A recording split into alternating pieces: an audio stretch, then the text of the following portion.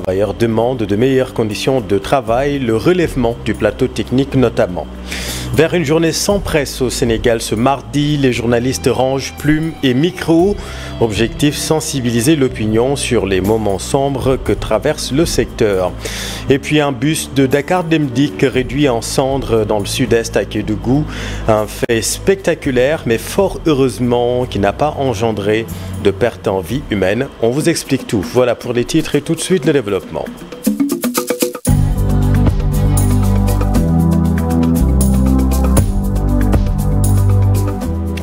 Vers une journée sans presse ce mardi au Sénégal, les journalistes rangent plumes et micros. La corporation veut sensibiliser l'opinion sur les difficultés que traverse le secteur. Voyons tout cela avec Yaïkou Bondiaï.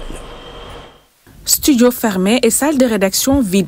Les médias privés comptent se mobiliser ce mardi 13 août pour observer une journée sans presse. Trouvé à la Sen TV, Younoussa Baldé est pour cette décision prise par les associations de presse. Nous sommes unanimes que les entreprises de presse au Sénégal traversent des difficultés. Depuis la pandémie de Covid-19 jusqu'à aujourd'hui, nous sommes dans les entreprises de presse végètent dans des difficultés. Nous sommes juste des travailleurs, mais nous savons que ça va très difficile pour nos patrons de presse. Et Mamadou Ibra Kane l'a répété, ne cesse de le dire. Le chiffre d'affaires a chuté de près de 70%. Même atmosphère à la 7TV où le mot d'ordre sera également suivi, nous fait savoir Sékou Djemé. Mais ce qui est certain est unanime, une décision qui a été prise par la directrice générale et qu'aucun programme ne sera diffusé. Mais tout le personnel est invité à venir travailler comme si de rien n'était, mais il n'y aura pas de diffusion pour respecter cette journée sans presse. Ces professionnels de l'information pensent que cette journée devra être un combat pour la survie de la presse. Et pour le concrétiser, tout le monde devra rester solidaire. À payer à la fin du mois. Il y a de courant à payer, il y a l'électricité, il y a l'internet à payer, il y a les autres charges qu'il faut payer. Mais si tu n'as pas l'apport de ton État, l'apport de tes autorités, mais tu vas marquer le pas pour alerter. La presse doit s'unir pour faire face à toute force qui chercherait à l'affaiblir. Et si on y va de façon désunie, inéluctablement, ce sera la mort de la presse. Et donc, si la presse doit survivre, si la presse veut survivre, si la presse veut continuer à survivre, l'union est une obligation, est un impératif. Ce refus de publier et d'émettre par les organes de presse privés est un signal fort lancé à nos autorités en espérant de leur part un changement d'ici peu. Dans les territoires également, les confrères se joignent à la lutte, au mouvement. Illustration à Saint-Louis du Sénégal, où c'est nous Dieu Pabibsek. Demain à Saint-Louis, les journalistes vont suivre à la lettre la journée sans presse initiée par le Conseil de diffuseurs et éditeur de la presse du Sénégal, CEDEPS. Babacar Niang est le chef de la station régionale de la radio Zik FM de Saint-Louis. Il confirme. D'être respecté, mais pourquoi aujourd'hui ce volte-face, cette façon de faire de l'État qui vient compliquer la situation? Une chose que nous n'allons pas accepter ici à Saint-Louis comme partout dans tout le Sénégal. Ici, nous serons prêts, nous serons derrière nos responsables et nous allons respecter cette journée sans presse. Pour Fatou Faye Diagne, rédactrice en chef de la radio Teranga FM de Saint-Louis, la presse sénégalaise est asphyxiée.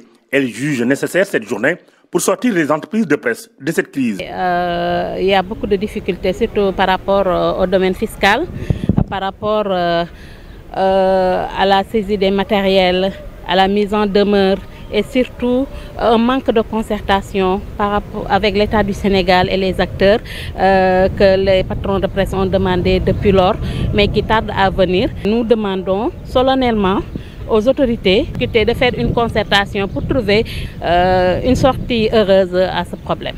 Dans la capitale du Nord, les confrères se mobilisent. Pour Cheikh Tidiane Diong, correspondant du journal Le Quotidien, c'est la seule solution pour survivre. Le gouvernement, s'il ne s'agit que de ça, je pense que cette journée sans presse est très légitime.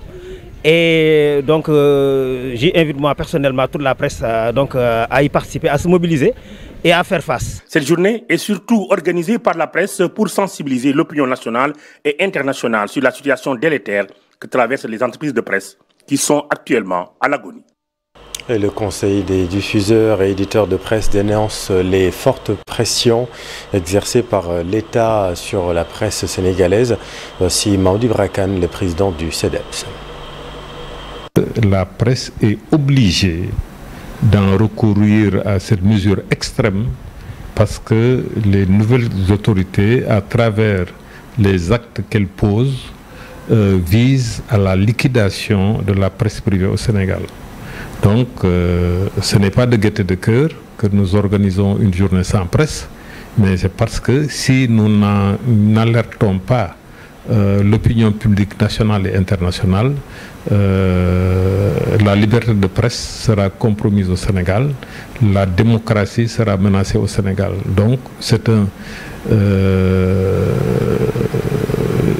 une décision qui est lourde donc pour nous, pour les citoyens sénégalais, mais nous n'avons pas d'autre solution que d'alerter les populations, les citoyens sénégalais, d'alerter la communauté internationale sur les menaces qui pèsent sur la liberté de la presse et sur la démocratie.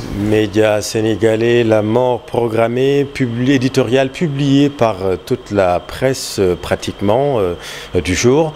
Le texte alerte sur les difficultés des médias. Synthèse Pafarnik. Face à la persécution du nouveau régime, blocage des comptes bancaires, production d'État exécutoire, saisie de matériel de production, rupture unilatérale et illégale des contrats publicitaires, gel des paiements, mise en demeure, refus de concertation. Une situation très difficile qui pousse les patrons de presse à prendre leurs responsabilités en décrétant une journée sans presse pour sensibiliser l'opinion nationale et internationale sur la mort programmée des médias sénégalais orchestrée par le régime de Diomaye. Et pourtant, la presse sénégalaise a joué un rôle dans toutes les alternances démocratiques, rappelle le Conseil des diffuseurs et éditeurs de la presse sénégalaise. Des centaines de journalistes ont sillonné le territoire national, bureau de vote par bureau de vote, en relayant en direct les résultats et signaler les moindres dysfonctionnements. Imaginons simplement un instant ce qui serait cette élection du 24 mars 2024 et les autres qui l'ont précédée durant ce quart de siècle politiquement très mouvementé. Pour le CEDEPS, on aura beau caricaturer, manipuler, falsifier l'histoire, on ne pourra pas dénier aux médias le rôle capital qu'ils ont joué ces dernières décennies. Depuis bientôt 3 mois, la presse sénégalaise vit une des phases les plus sombres de son histoire. Une campagne de diabolisation a été actionnée pour présenter les médias, ainsi que ceux qui les animent, comme de citoyens irrespectueux des lois, ne s'acquittant d'aucune de leurs obligations, surtout fiscales. Parallèlement, une campagne est menée pour mettre à mal les éditeurs de presse avec leurs confrères, en créant un fossé entre ce qu'on appelle patrons de presse et leurs collaborateurs. Nous sommes aguerris pour pouvoir expérimenter les méthodes des pouvoirs précédents pour comprendre ce qui se trame. Il s'agit de noircir le décor et procéder ensuite à une sélection artificielle et une liquidation des entreprises de presse privées en fonction de ses intérêts politiques immédiats. L'objectif visé n'est autre que le contrôle de l'information et la domestication des acteurs des médias. C'est tout simplement la liberté de presse qui est menacée au Sénégal. D'où l'édito commun de la presse sénégalaise intitulé Médias sénégalais, la mort programmée. À la une également de l'actualité, pas de soins ces prochaines 48 heures à l'hôpital régional de la paix de Ziguinchor. L'intersyndicale des travailleurs a décrété un mot d'ordre de grève de 48 heures pour dénoncer la dégradation de l'environnement du travail et la précarisation des travailleurs. Voici Marc Manga, coordonnateur de l'intersyndicale avec notre équipe à Ziguinchor. L'augmentation de la subvention d'exploitation ainsi que l'octroi d'une subvention spéciale, l'amélioration des conditions de travail, notamment la résolution des problèmes d'étanchéité du bâtiment, la voirie, de l'hôtellerie. La régularisation et le versement régulier des cotisations sociales, IPRES et caisses de sécurité sociale, le paiement sans délai de l'intégralité de la dette due aux travailleurs depuis 2017, le paiement régulier et en un seul versement de toutes les indemnités des travailleurs avant le 5 de chaque mois, le versement régulier de la prime de motivation hospitalière avant le 10 de chaque mois, le rappel sans délai du reliquat de l'augmentation de la prime du transport, la régularisation des CDI validés en conseil d'administration, ainsi que la régularisation des différents contrats de travail.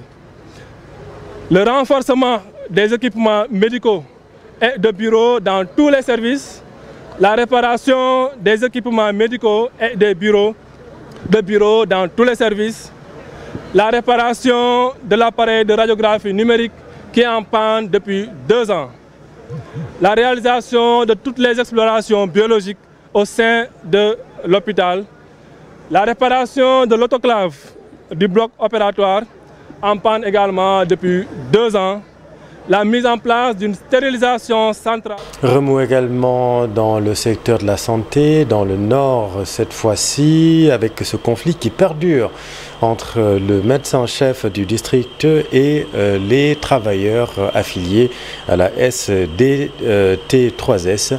Les travailleurs ont tenu une marche aujourd'hui à Liban-Delianc. Après plusieurs sittings au centre de santé de Matam, les syndicalistes de STD3S sont passés à la vitesse supérieure. Les infirmiers chefs de poste et autres agents de santé ont battu le macadam. Une marche de protestation dans les rues de la ville de Matam pour dénoncer le népotisme et la mauvaise gestion du district sanitaire. Du favoritisme dans le choix des hommes à déployer au niveau des postes de santé que les syndicalistes accusent le médecin-chef du district sanitaire de Matam. Monsieur le préfet, aujourd'hui nous avons effectué une marche pour dénoncer le népotisme qui est dans le district sanitaire de Matam. Parce que nous avons constaté le népotisme dans la gestion des ressources humaines du district sanitaire de Matam et également le médecin-chef qui est actuellement au district sanitaire de Matam. Nous réclamons également une bonne gestion dans les fonds du district sanitaire de Matam. Également la transparence dans la gestion des ressources financières du district sanitaire de Matam et nous réclamons également la liberté syndicale dans le district sanitaire de Matam.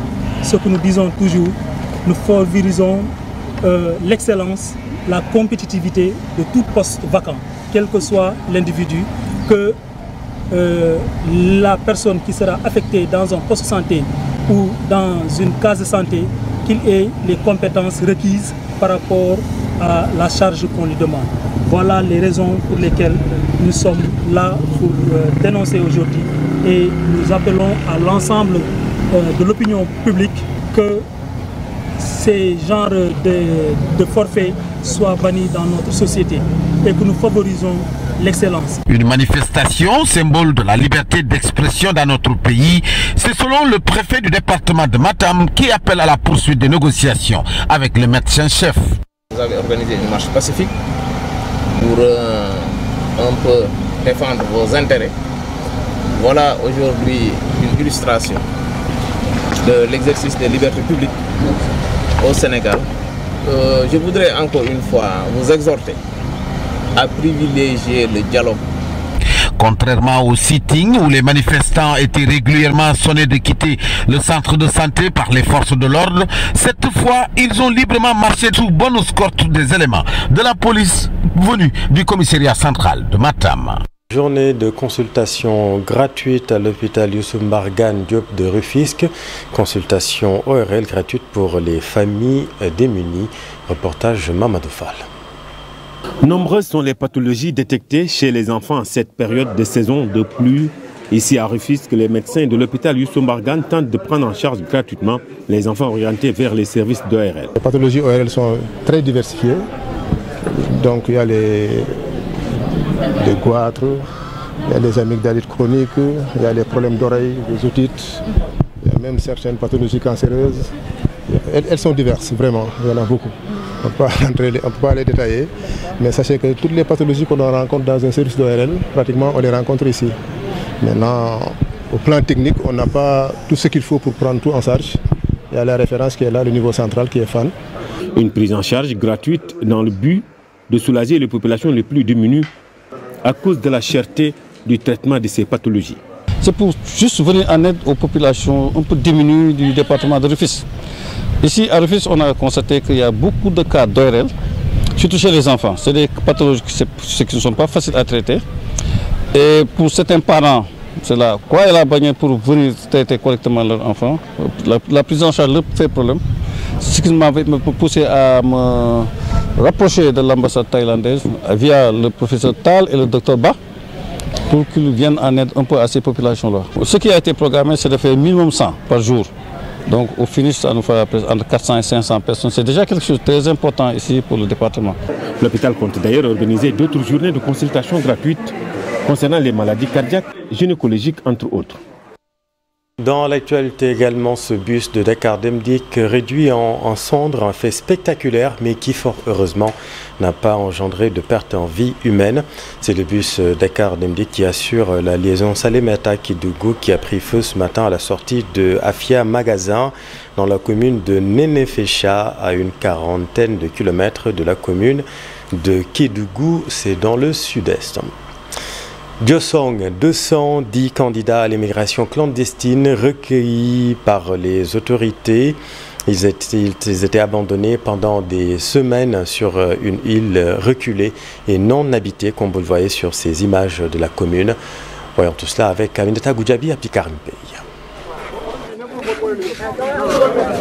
Ils sont désemparés, les visages crispés, ces migrants clandestins et racontent la mésaventure. Pour certains, ce sont plusieurs jours et pour d'autres, c'est presque un mois coincés sur l'île inhabitée de Bagourmé, située dans la commune de Diosong. Nous sommes ici sur cette île depuis 21 jours. Il n'y a même pas d'eau, même pour boire de l'eau, c'était tout un problème. Ils ont récupéré notre argent et ils ont disparu. Moi, j'ai vendu mes motos Jakarta pour payer ce voyage. Mais pas que des Sénégalais. Parmi les participants à ce voyage clandestin vers l'Europe, des jeunes Burkinabés, Maliens, Guinéens et Gambiens. Je n'ai pas de possibilité de récupérer mon argent. Les gens là, ils nous ont récupéré comme ça. On ne peut rien faire quoi. Chaque jour, on nous parle demain, vous avez allé parce que moi et mon petit frère, on est venus ici, nous deux, on a payé 1 188 000. C'est difficile ici parce que nous, on a donné notre argent à quelqu'un qui s'appelle Mansona, il est ici. C'est nous qui a poussé ici, qu'on va venir ici, qu'il a un gars ici qui bouge en Espagne, qu'on va venir ici. Nous tous, moi et mon frère, on s'est embarqué en Guinée pour venir ici parce que moi et Mansona, on causait sur WhatsApp. On avait perdu notre argent ici, on ne sait pas là comment on va récupérer ça maintenant. Là. Son Karou Dabou vient de la Casamance. C'est la deuxième fois qu'il échoue sa tentative d'aller en Espagne par la mer. Il dénonce les tracasseries que subissent les demandeurs de visa au Sénégal. On avait ici 3 semaines parce que le Sénégal c'est tellement difficile. Pour voir une visa, j'ai essayé visa, je ne peux pas voir le visa.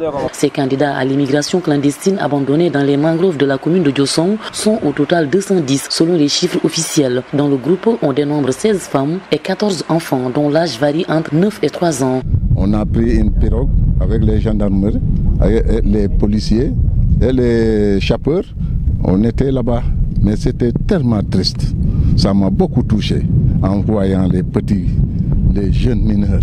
C'est très triste. Avec le concours de l'adjoint au sous-préfet de Djilor, de la gendarmerie, des sapeurs-pompiers, de la Croix-Rouge et des agents de santé, ces migrants irréguliers ont été recueillis. Ils ont passé la nuit à l'école de Diosong pour certains, d'autres ont dormi au centre d'accueil de la commune.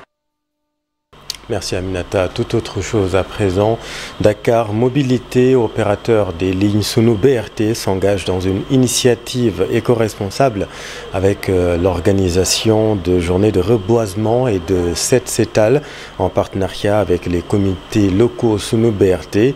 Ces actions visent à améliorer le cadre de vie des 14 communes traversées par le BRT tout en sensibilisant les populations sur l'importance de la préservation de l'environnement. La cérémonie de lancement a eu lieu ce samedi à Warina Nimzat, c'est dans la banlieue de Dakar. Biramdour et Batunig. Dans le cadre de sa démarche RSE, Dakar Mobilité, l'opérateur des lignes sous BRT, a organisé samedi dernier à Wakinan Nimzat la cérémonie de lancement des journées de reboisement et de set-setal en collaboration avec les comités locaux installés dans les communes traversées par le tracé du BRT. Cette campagne de reboisement vise à permettre aux populations locales riveraines du BRT de bénéficier des externalités positives de son exploitation. Comme Dakar Mobilité est notre partenaire qui nous accompagne dans les différentes activités. Donc la première activité, c'est le reboisement, donc qui consiste vraiment à faire un reboisement au niveau de la localité Kipikoko. Donc c'est pour cela qu'on a organisé cette journée de reboisement qui coïncide à l'appel du chef de l'État pour un Sénégal vert. L'activité de ce matin consiste à faire un reboisement sur une allée qui est vraiment principale, une allée de la commune de Wakinan Nimzat, qui est une allée principale, qui est aussi très fréquentée, qui va donc de cet espace-là, l'espace City Forest, vers une école, une des plus célèbres écoles, une des plus grandes écoles donc, de la commune, l'école 19. Vous verrez durant le parcours que nous allons traverser que la population elle est vraiment intéressée. D'ailleurs, actuellement, nous avons pratiquement les délégués de quartier. Ces quartiers donc, avoisinants du trajet qui sont déjà là. Les délégués de quartier sont là, les bâtiments sont là, les associations sportives, les ASC sont là.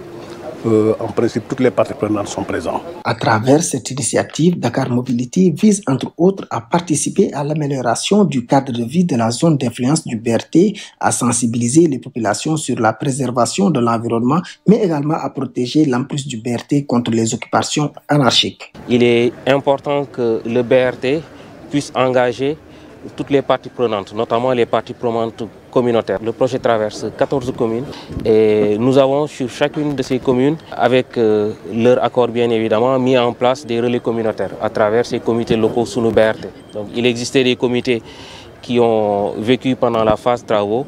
Nous n'avons pas rompu avec cette tradition. Nous avons transformé ces CIS en CLS, aujourd'hui comités locaux sur BRT, pour garder une relation de dialogue permanente avec les communes impactées, utiliser ces comités comme relais communautaires pour véhiculer des messages de sécurité, notamment pour sensibiliser les personnes sur l'utilisation du BRT également, et pour in fine, en fait, nous accompagner dans le cadre de nos actions RSE. Nous accompagnons les 14 communes, les 14 CLS mis en place dans chacune de ces communes, en les dotant de matériel de nettoyage, mais également en finançant les opérations de reboisement. Donc c'est cet engagement que nous prenons. Nous allons dérouler ce programme sur les 2 semaines à venir. Donc ce premier week-end, nous lançons les opérations sur les premières communes, donc Dieuppeul, Sacré-Cœur, à Grand Dakar également. Mais nous poursuivons en fait ces actions sur les 2 semaines à venir. Culture à la découverte de l'artiste guinéen Eli Kamano. L'artiste veut participer à la réécriture de l'histoire du continent africain. Il se dit chantre du panafricanisme. Habib Faye. Il s'engage à participer à réécrire l'histoire du continent africain. Eli Kamano est un artiste, auteur, compositeur panafricain. Son adhésion au militantisme n'est pas fortuite. Lorsque vous naissez dans un continent qui a été soumis à 4 siècles d'esclavage, en grandissant bien sûr, on a le droit ou le devoir de se poser des questions. À savoir, comment participer à la réécriture, je dis bien à la réécriture de l'histoire de votre continent. Jeune artiste africain s'approprie déjà ce combat pour réhabiliter la vérité historique. L'Afrique, après avoir été victime de déracinement, de déportation, de viols, entre autres, selon lui, le salut du continent passera par un éveil de conscience collectif. Ou par une lutte collective, une lutte où les grands axes seront définis par nos dirigeants ou nos leaders très engagés. Eli Kamano compte visiter les autres pays d'Afrique pour porter le message panafricaniste. Et le panafricanisme estime que des organisations comme l'Union africaine, comme la CEDEAO, doivent être un gage souverain de tous les États fédérés de l'Afrique afin de stopper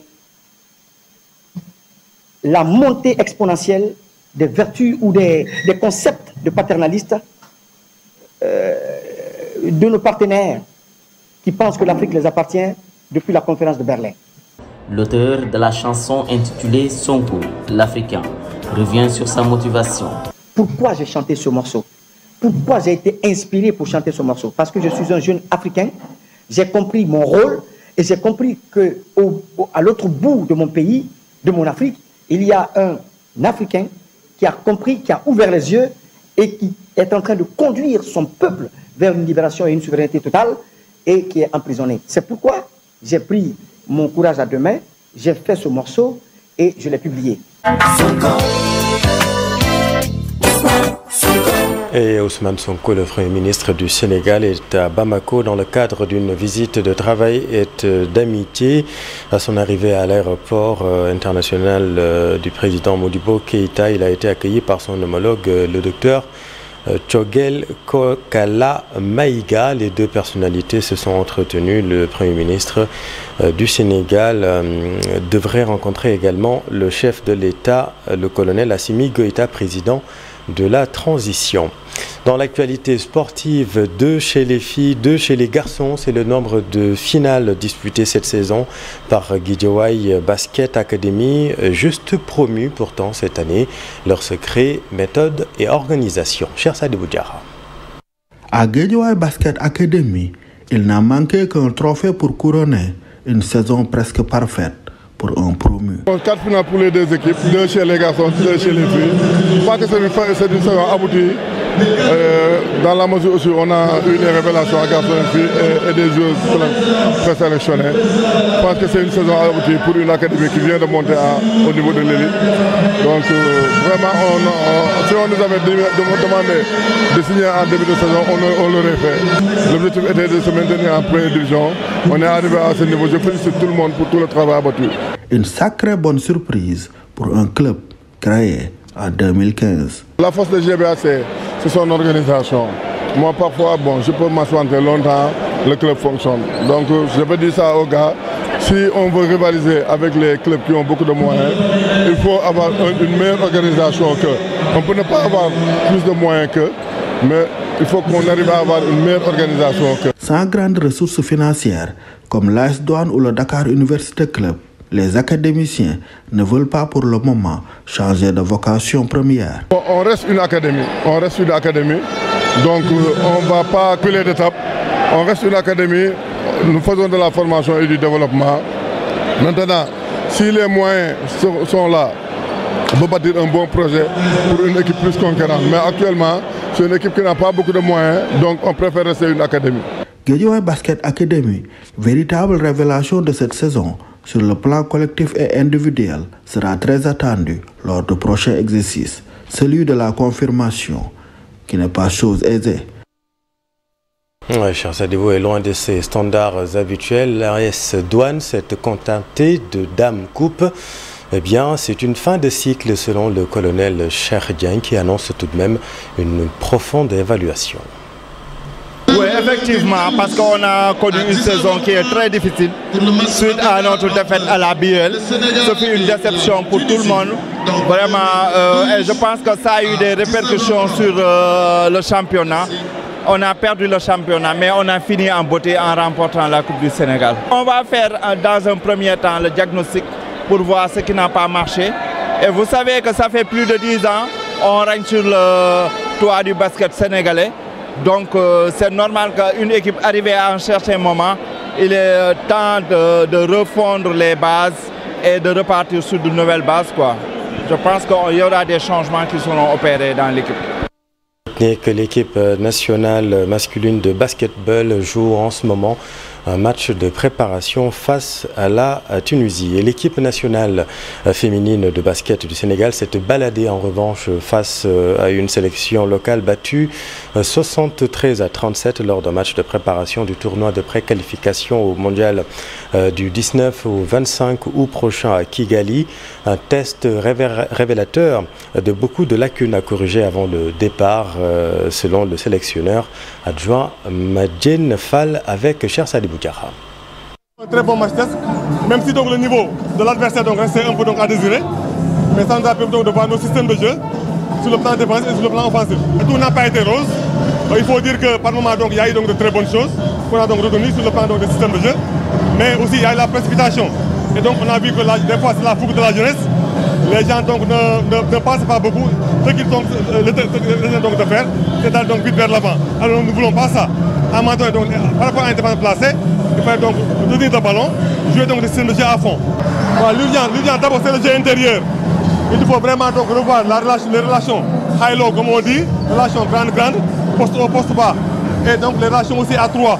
On a eu travail donc pendant longtemps, mais aujourd'hui on a vu que ça n'a pas marché. On va donc s'y mettre, essayer donc de profiter de cela, pour que donc avant donc de partir à Kigali, que tout donc marche à ce niveau. Voilà.